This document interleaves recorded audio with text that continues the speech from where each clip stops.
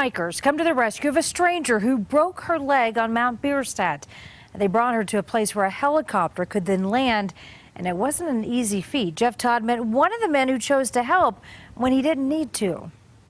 It's one of the most popular 14ers in the state, but yesterday a group didn't quite make it to the peak.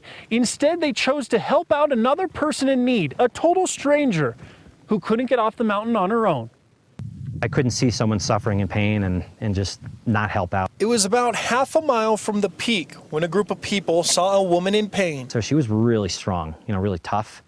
So we ended up getting, each arm of her, carrying her like this. There's I'd say about 6 of us behind her. Eventually, they met up with members of the Alpine Rescue Team. We were probably about 2.5 miles from the trailhead. So at that point, the pain that she was in, she really needed to be taken out, and the pain alleviated and brought to a hospital. But there wasn't a good landing zone for the Flight for Life helicopter. It took several attempts to extract the woman who likely had a broken leg. We put her in a little stretcher, it kind of folds up around her, and brought her down the trail. There was about 8 of us. We kept switching out, about every 20, 30 feet. This was the 100th mission this year for Alpine Rescue Team. But Jason told us he shared this video to show how people responded when someone else was in need.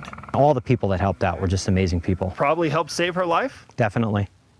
Definitely. Everybody coming together as a group, motivating each other, motivating the injured, and just kind of helping out. And I think everybody should really work that way when it comes to someone being injured, to never really just pass someone by.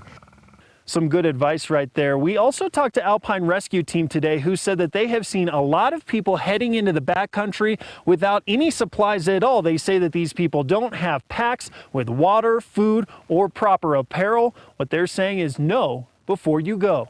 In Clear Creek County, Jeff Todd covering Colorado First.